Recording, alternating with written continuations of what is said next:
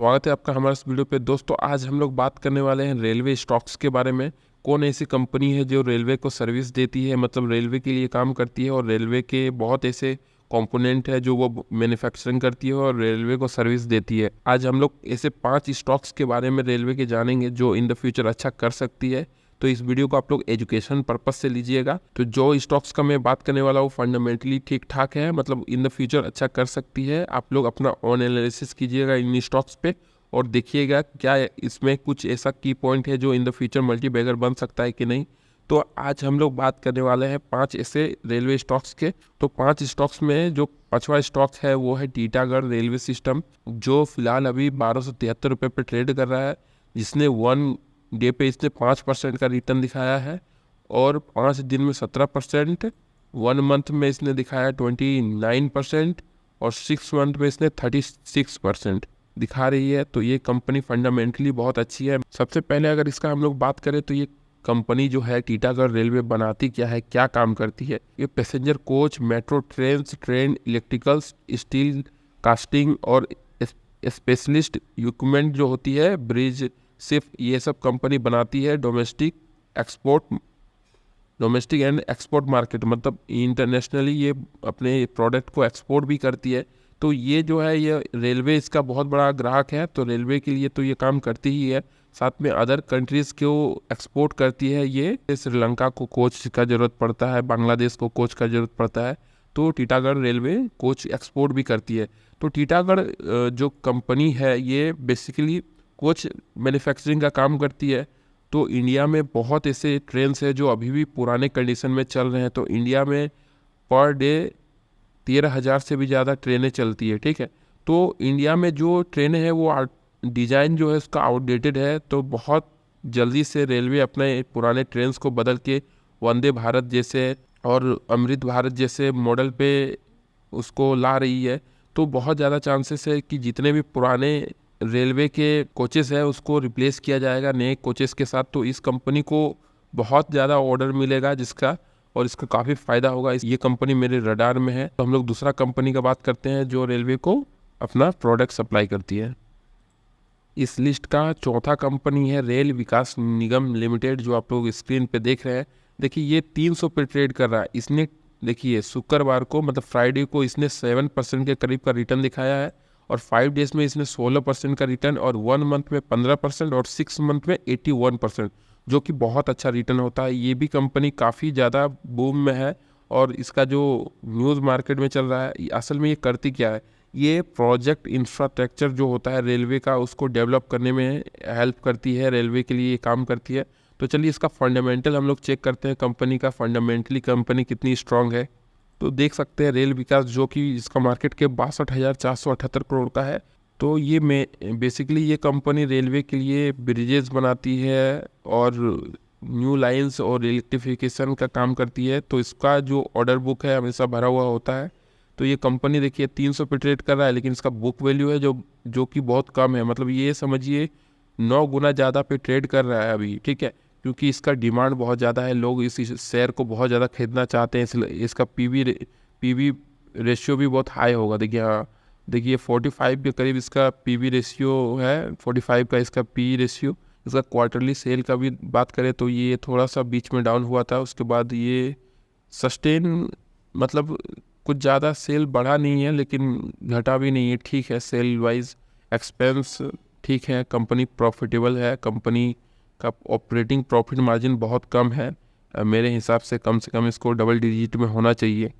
और अगर profit loss का बात करें तो कंपनी प्रॉफिट में है और इसका शेयर डाइल्यूट नहीं हुआ है। सबसे अच्छा चीज़ इसका जो इक्विटी कैपिटल है ये डाइल्यूट नहीं हुआ है, वो 2014 से आज तक बरकरार है, 10 साल में, ठीक है। कंपनी का अगर प्रमोटर का बात करें तो 72% अभी होल्डिंग्स है प्रमोटर का। एफआईज ने इसने अपना स्टेक को बढ़ाया है और डीआईज ने भी अपना स्टेक को बढ़ाया है। पब्लिक ने अपने स्टेक को थोड़ा सा कम किया है, थोड़ा सा यहाँ पे कम हुआ, थोड़ा सा फिर वापस से कंपनी ने खरीदा है।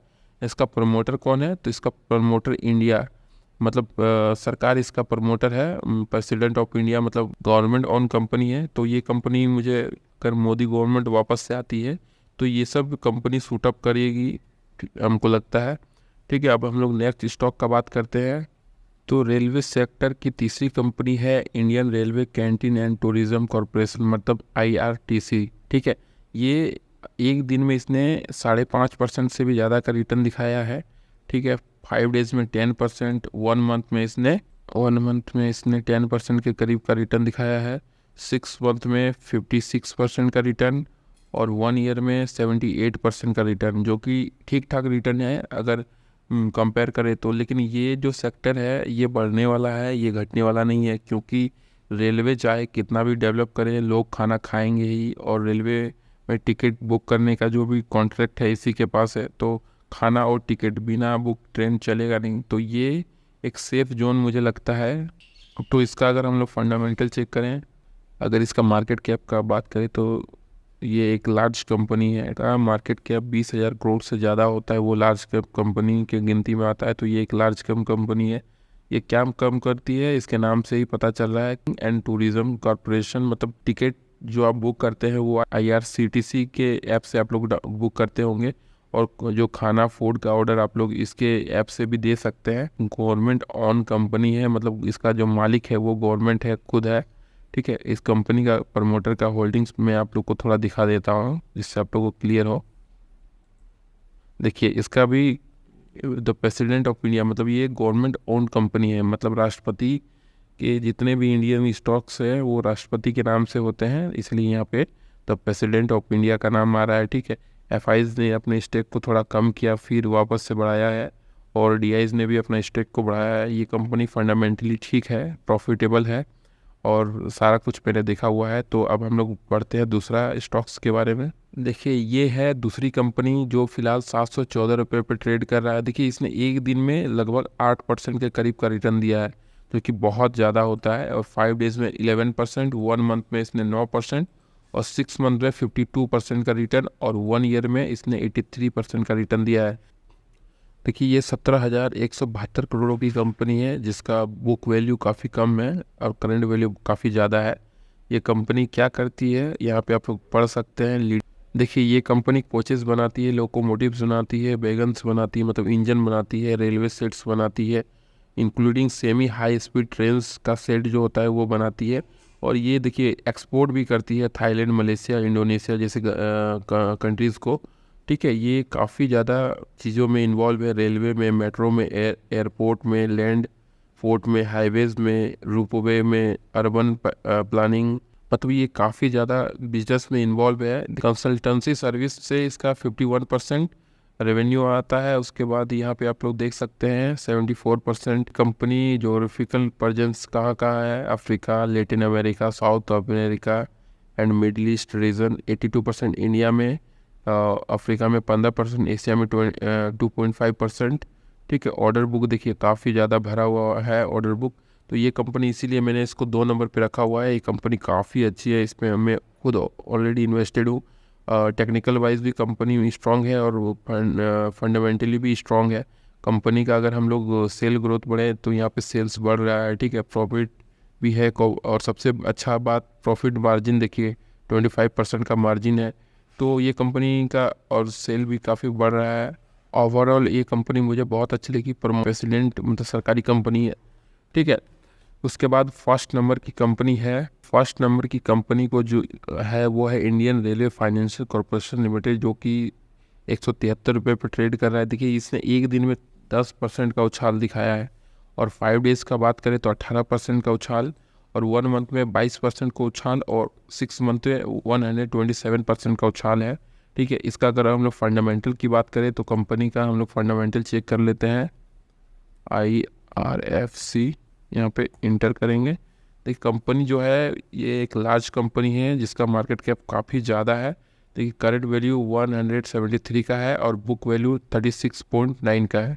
ठीक है, जो कि काफ़ी ज़्यादा है। कंपनी का अगर हम लोग P रेशियो का बात करें तो कंपनी अभी 42 पे ट्रेड कर रही है। देखिए, सेल्स कंपनी का बढ़ रहा है, ऑपरेटिंग प्रॉफिट मार्जिन काफ़ी अच्छा है कंपनी का, और सेल ग्रोथ यहाँ पे देखिए ऑपरेटिंग प्रॉफिट मार्जिन पर पे ध्यान दीजिए। यहाँ पे 99% का ऑपरेटिंग प्रॉफिट मार्जिन है, जो कि बहुत अच्छा है। इतना तो मैं बहुत कम ही कंपनी में देखने को मिलता है, कम ही कंपनियाँ हैं जो इतना प्रॉफिट बना पाती है। और देखिए इसका प्रमोटर होल्डिंग्स थोड़ा सा भी डिक्रीज़ नहीं हुआ है, जो कि इसका स्ट्रेंथ को बताता है। और इसमें एफ का बहुत कम पैसा यहाँ पे लगा हुआ है और डी का भी बहुत कम पैसा लगा हुआ है। और यहाँ पे सबसे ज़्यादा स्टेक जो है वो गवर्नमेंट का ही है। आप देखिए president of India acting through the MORA, ठीक है, मतलब सरकार का पैसा लगा हुआ है और पब्लिक का पैसा जो है इसमें 11% लगा हुआ है। तो ये इसीलिए मैंने इसको पहले नंबर पे रखा है। तो आप लोगों को कैसा लगा सारी स्टॉक्स कमेंट करके ज़रूर बताइए। वीडियो अच्छा लगे तो लाइक कीजिएगा और अपना एनालिसिस करने के बाद ही इन स्टॉक्स पे अपना पोजीशन को बनाइएगा। तो मिलते हैं नेक्स्ट वीडियो पे, तब तक अपना ध्यान रखें, ख्याल रखें।